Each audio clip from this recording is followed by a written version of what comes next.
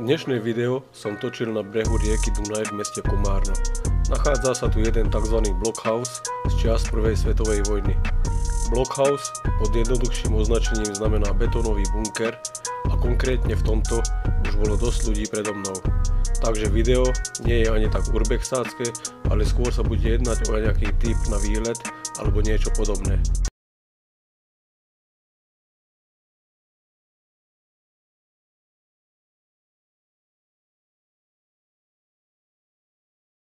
Video si užite v najvyššej kvalite 4K60 a napíšte do komentu, či sa vám páčilo. Prístup k bunkru je veľmi jednoduchý.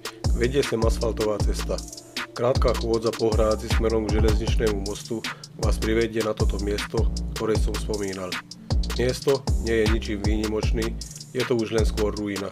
Dôvod, prečo som tu, je ten, že som testoval novú techniku, a to gimbal Huawei MasteD Pro 4 pre moju kameru DJI Osmo Action.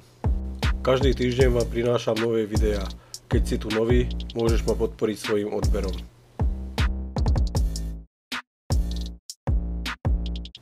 Je tu jedna poschodová pografitovaná budova, ktorá pravdepodobne patrí železniciam Slovenskej republiky. Je zamrežovaná a dobre zamknutá. Pravdepodobne vo vnútri sa nachádza trafostanica. Všade sú tu rozhádzané odpadky. Miestna mládež tu trávi asi víkendové tripy. Niekedy tu bolo zábradlie, ktoré už samozrejme zmizlo. V opitosti sa tu motať by som sa určite nechcel.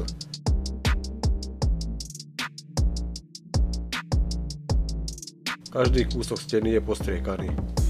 Keď už nie je voľné miesto na stene, tak aspoň zanechám odkaz na zelenom liste stromu, ktorý tu práve rastie.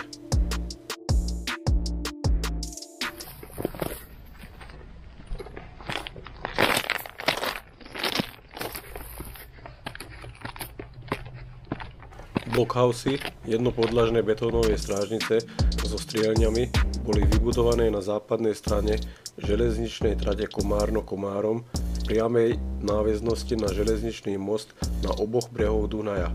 Ich výstavba bola započatá v roku 1914 po odsúhlasení Františkom Jozefom I. Blockhaus na slovenskej strane je vybudovaný na rozšírenom železničnom násype.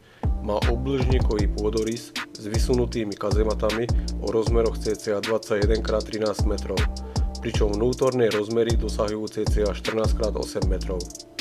Objekt mal vstup orientovaný smerom k železničnej trati, zabezpečený oceľovými vrátami, pričom v juhovýchodnom a severozápadnom rohu boli už spomínané vysunuté kazematy.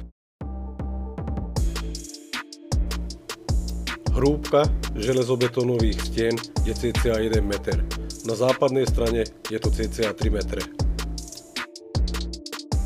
Stropnica objektu spočíva na oceľových profiloch s plechovou výplňou, skryté debnenie, ktoré v prípade útoku a zásahu stropu slúžilo ako ochrana pred úlomkami betónu. Jednotlivé strieľne a otvory bolo možné uzatvárať okenicami. Interiér objektu bol delený priečkami, pričom dodnes je možné identifikovať ich pozíciu a tiež pomerne dobre určiť účel jednotlivých miestností. Objekt prežil udalosti prvej svetovej vojny a po vzniku prvej Československej republiky aj následné boje o územné nároky v roku 1919. V roku 1936 bol objekt zahrnutý do komplexu nových obranných objektov a bol využívaný finančnou strážou.